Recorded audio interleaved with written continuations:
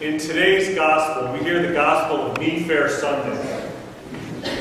Meatfare Sunday means there's just one more week before Lent. This is also the week of the final judgment. And the reason it's called that is because of that gospel we heard from Matthew.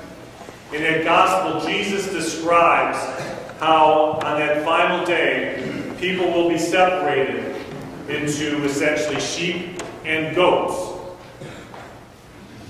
Now, out of all of the gospel messages, I've probably spent more time trying to research this one than I have all of the others, because I was looking for some kind of hidden meaning. You know, what is it about sheep that makes them the chosen? What is it about goats that makes them so they are going to be the forlorn, the ones that are set out into Gehenna or into Hades or the underworld? And so I talked to people that raised sheep to find out what the personality of a sheep is, because most of us have never really seen a sheep up close. And the same thing with someone who raised goats. And I was never able to get a satisfactory answer over what it was about sheep or goats that made one the chosen and the other the damned. And then I thought about it a little bit more, and I came to realize that that's not what Jesus was talking about at all. But rather, his message was that sheep do not know they are sheep, and goats do not know they are goats. The title of today's homily is, I Know. I am sure that over the course of your lives, you have known people that I would call I-Nos, Catholics in name only. And what I mean by that is people who, for one reason or another, choose to separate themselves from the sacraments. They fail to recognize the exquisite importance of each of these sacramental realities. And so they choose to separate themselves from the life of the church. And I thought we would go through each sacrament, sacrament by sacrament, and just reflect upon this a little bit. You know, I was thinking about this, especially in terms of baptism, because I am sure that you are aware that before you can have your child baptized in the Catholic Church, you have to demonstrate to the priest that you have some kind of life within that parish, that you come to church, at least on occasion, or he simply will not baptize your child. And the question you may ask is, why would you keep the sacrament from that child? Baptism is a little bit different than all of the other sacraments, because it is a sacrament that today we place on somebody else because of a promise that we are making for that child. Let me explain a little bit further. Occasionally on my way to work, I have to drive down I-77. They have one of those, you know, those flashing signs on the side that usually tell you how many more minutes before you get to the next big intersection or whatever. Every once in a while, instead of having that notice, they'll have an amber alert. And every time I see one of these, I get the same image in my mind.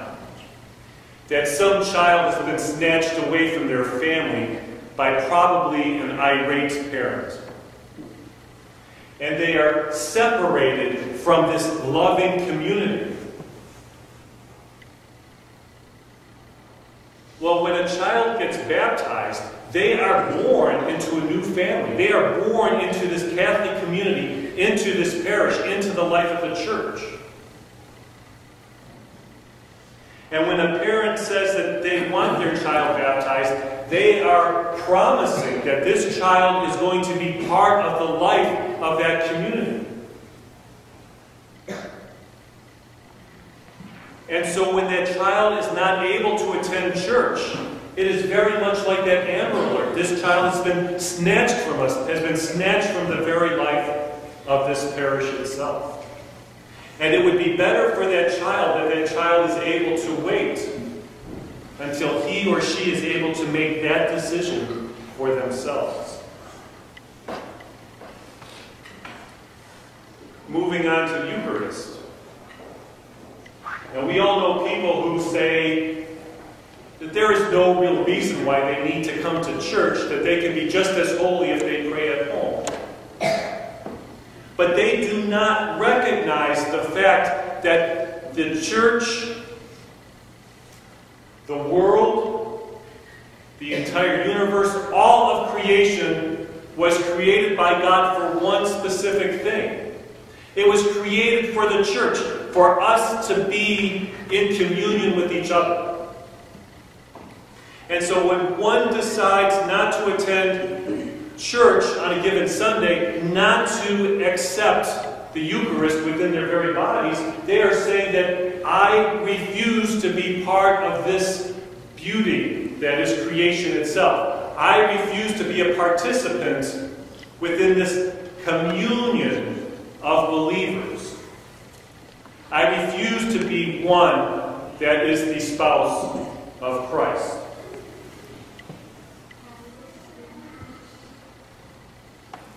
And then there's the I and O's that have to do with confession. Now, I'm not just talking about the sacrament of confession, but I'm talking about a confessional attitude. The kind where you go and you search your conscience on a regular basis. And you ask yourselves whether or not you have lived the best day that you possibly could. That you were gracious to those around you. If there's something that you could have done better, something you could have said better. There's another way of looking at this I know attitude, and that is the I know attitude. And that is, I know what's best for me. I know what's best for the world. I know what's best for the family. As opposed to recognize the very real needs and wants and desires, and even shortcomings of our fellow neighbor and even our families.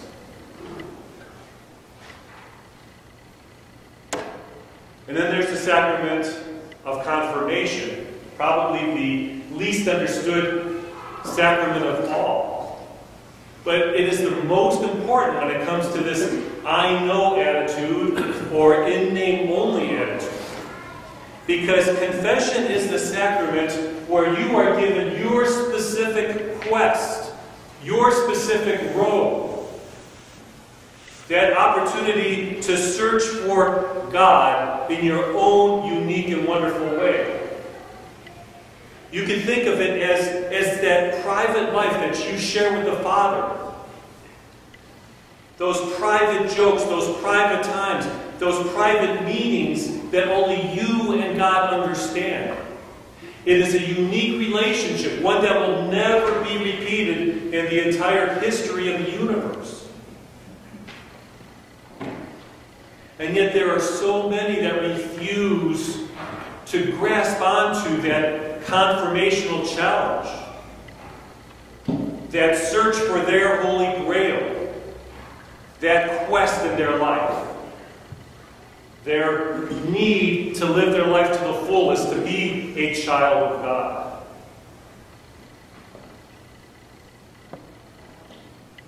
And there's the sacrament of marriage, where it seems, especially in this day and age, so many people are looking at marriage as more like a merger between two people.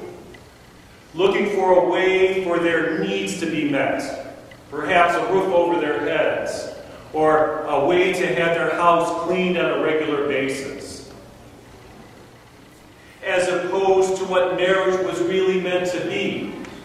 A calling in and of itself, where you recognize that divine spark in that other human being that makes them so adorable, so beautiful, that you know that you can find God through this search through your entire life with this one individual person.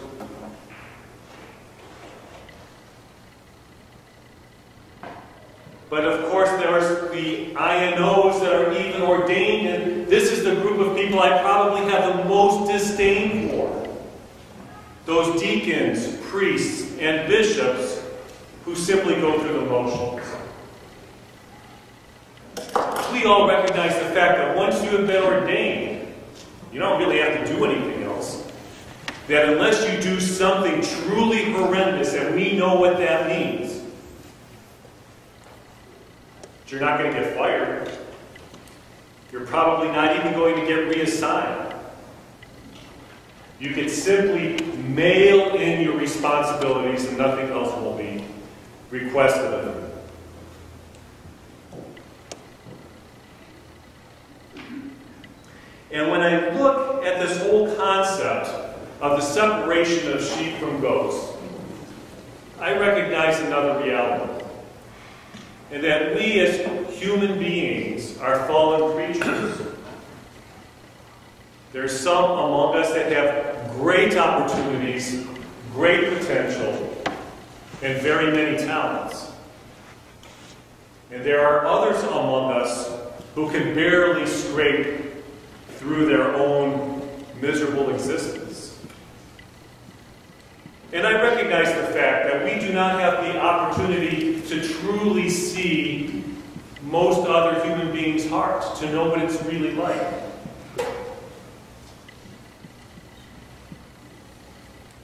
But this concept of sheep and goats, and trying to know whether one is one or the other, there is one heart that we can know, and that is our own. And I hope as we begin to look into this Lenten season, we take a long, hard look at the shape of our own heart. Glory to Jesus Christ.